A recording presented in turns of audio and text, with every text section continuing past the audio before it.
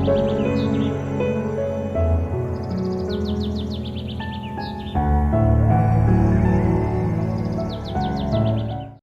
main characters: Prospero, former Duke of Milan; Antonio, Prospero's younger brother who asks him; Alonso, King of Naples; Miranda, daughter of Prospero; Ferdinand, son of Alonso; Gonzalo, counselor to King of Naples; Ariel, a mischievous spirit as Prospero's beck and call; Sycorax, a wicked witch; Caliban, servant of Prospero and the ugly son of Sycorax. Introduction. The Tempest is a play by English playwright William Shakespeare, probably written in 1610 to 1611, and thought to be one of the last plays that Shakespeare wrote alone. After the first scene, which takes place on a ship at sea during a tempest, the rest of the story is set on a remote island where the sorcerer Prospero, a complex and contradictory character, lives with his daughter Miranda and his two servants, Caliban, a savage monster figure, and Ariel, an airy spirit. The play contains music and songs that evoke the spirit of enchantment on the island. It explores many themes including magic, betrayal, revenge, and family. In Act 4, a wedding masque serves as a play within a play and contributes spectacle, allegory, and elevated language. Long ago in Milan lived a noble duke called Prospero. He was a good and saintly man, greatly interested in the welfare of his people. He had, through his shrewd administration, ensured that his people stayed independent of allegiance to any neighboring king and were free from threats of invasion. Prospero was very interested in the study of the occult. As time passed, he began to devote more and more time to his studies. His younger brother Antonio looked after the dukedom while Prospero thus occupied. Soon Antonio became as powerful as Prospero. He began to think that he should be lawful Duke of Milan, as he was looking after the matters of the state. He conspired with Alonso, the king of Naples, to oust Prospero. They could not kill Prospero as the people loved him, so they decided to tell their people that the king of Naples had attacked them at night. In the middle of the night, Prospero and his infant daughter Miranda were put into a small boat and put into the sea, without tackle or sail, and left there to die. However, Gonzalo, a lord from Naples, put some food, water, clothes, and Prospero's books into the boat. 12 years had passed, and Miranda had grown up when Prospero told her this story. "Oh, father, what trouble I must have given to you," she said. "No, my love," he replied. "You were the angel who helped me bear my misfortunes cheerfully." He told her that their boat had landed on an island on which the wicked witch Sycorax lived. She and her ugly, misshapen son Caliban had imprisoned many good spirits in trees because they refused to obey her wicked commands. Prospero released the spirits through his magic powers. He tried to reform Caliban, but when Caliban refused to give up his evil ways, Prospero appointed Ariel, his chief spirit, to see that Caliban performed difficult tasks as a punishment for his weakness. Ariel was invisible to all except Prospero. Prospero, though happy and living in peace on the island, surrounded by his books, a lovely obedient daughter, and many good spirits, wanted to get back his dukedom from Antonio. One day, through his magical powers, he saw ships sailing on the seas. The king of Naples' sister, Claribel, had married the king of Tunis. After the marriage, the king was traveling home in a fleet of ships with his entourage. On one of them was Alonso, the king of Naples, his son Ferdinand, Prospero's brother Antonio, the loyal Gonzalo, and other noblemen and mariners. Prospero commanded Ariel to raise a storm at sea so that the ship would be separated from the fleet, and then Ariel was to make it sink.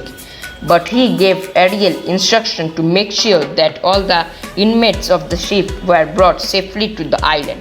Having completed the task given to him, Ariel appeared before Prospero and said, "Your orders have been carried out, my master." "And all are safe?" asked Prospero. "Yes, master, but now you must keep your promise to me," he said. "What promise?" asked Prospero. "Of liberty. You promised me liberty, my master," was the reply. "What? Before the task is completed? Have you forgotten the torment you were in, shut up in that tree before I released you? There is more to be done. I will release you after 2 days," promised Prospero. "Noble master," replied Ariel, "your command is my duty." Prospero gave him some more instruction. Ariel went to the place where he had left Ferdinand, separated from the rest of his company, turning himself into a sea nymph whom Ferdinand could hear but not see. Ariel began singing about Ferdinand's lost father. Ferdinand followed the voice he heard, hoping it would lead him to his father, who he thought was lying dead at the bottom of the sea. However, Ariel led him to where Prospero and Miranda were. Miranda had never in her life seen a man beside her own father. She naturally assumed that all men were old and grey-haired. The sight of the young, handsome Ferdinand took her by surprise, and she immediately fell in love with him. He too had never seen such a beautiful girl, believing her to be the goddess of the enchanted island. He addressed her saying, "Are you a goddess or a maid?" "A maid, sir," she replied. "If so, I will make you the Queen of Naples," answered Prince Ferdinand. Though Prospero approved of the love which had sprung up between Miranda and Ferdinand, he decided to put some difficulties in their way. "Lovely lightly won may not last long," he thought. So he accused Ferdinand of being a spy who had come to the island to take it away from him. All Miranda's protestations, and this could not be true, did not move him. "Follow me," he said to Ferdinand. "I will tie your feet and neck together and feed you shellfish, withered roots, and husk of acorns." Ferdinand drew out his sword to attack Prospero, but the latter waved his magic wand to fix Ferdinand to his place.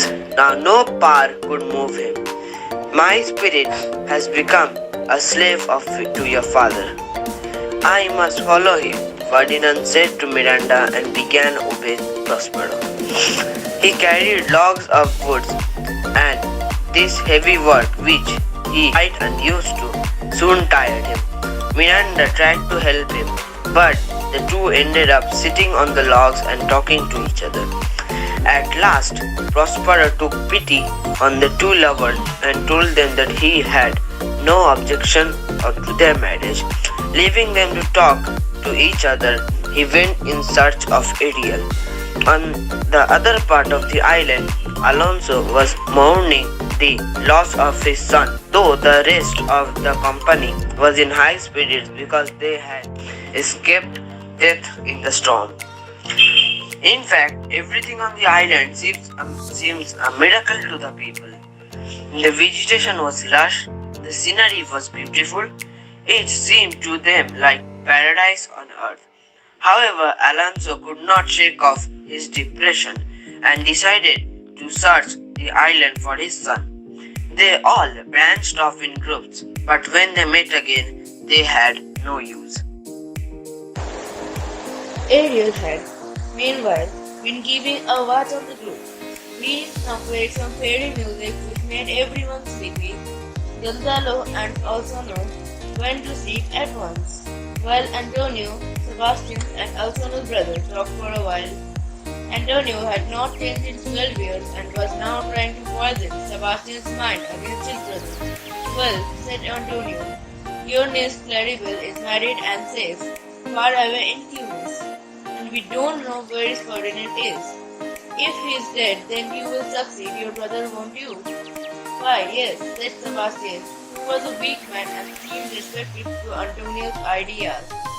Continued Antonio, it won't be any trouble at all to kill Alonso, here, now and then. Tell everyone that he died during the search or in the storm or whatever, and then you could be the king of Naples. This was a very attractive proposition to Sebastian, and they both drew their swords, one to kill Alonso and the other to kill the only witness, Gonzalo. At this point, Ariel stopped the music, and Gonzalo woke up. "Two sword," shouted Gonzalo. "Wake up." He told the king, shaking him out of his sleep. "I had a dream in which you were in danger, so wake up." The two conspirators had to quickly sheathe their sword. They decided to continue their search for Ferdinand, when they were interrupted by strange enchanting music and misty shapes that began to appear out of nowhere. They saw spirits bringing in tables and chairs and many delicious items of food and drink. As they rushed to the tables to eat, the ghost disappeared, taking away the lovely food. Suddenly, they heard a voice. "You are all fools. We are the children of the elements, the same elements to which you drove poor Prospero and his child, and now we are rising in revenge. You shall all suffer in the same way and languish on this island." The men were very frightened. They remembered how they had got rid of Prospero and thought that the gods had now come to avenge his death. Alonso was now convinced that his son was dead and rushed away to commit suicide. Gonzalo ran after him to prevent him from doing so. Ariel now appeared in front of his master and told him how he had frightened Antonio and Alonso. "They are now so repentant," said Ariel, "that one could not help but pity them. If you, a mere spirit, felt sorry for them, will not I, who am a human being, be sorry for them too? Bring them here," commanded Prospero. Soon Ariel returned with Antonio, Alonso, and Gonzalo. Prospero embraced Gonzalo. "You are the preserver of my life," he said.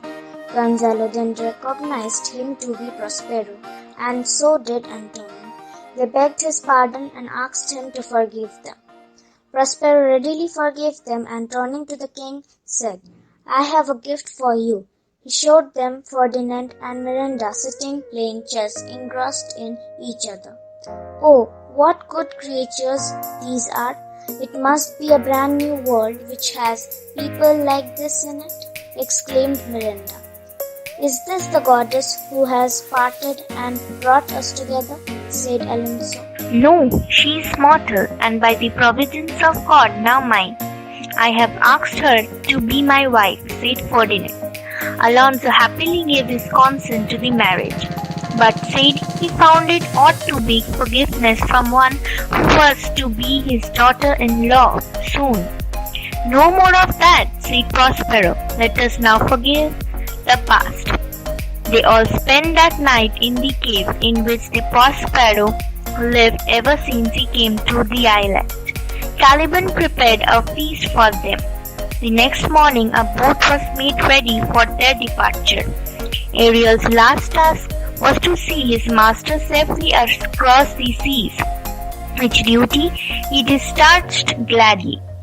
Prospero's only wish to witness the marriage of his daughter to Ferdinand. Alonso promised to celebrate this wedding as soon as they reached Naples. As planned, the two lovers were married in Naples. Prospero regained his dukedom and Ariel received his freedom to live happily as a spirit. Acknowledgement. We would like to express a special thanks of gratitude to our team members as well as our English teacher, Miss Elizabeth Gomes, who gave us the golden opportunity to work on this topic, The Tempest, written by the great William Shakespeare. which also helped us to know many things. A very thank you to all.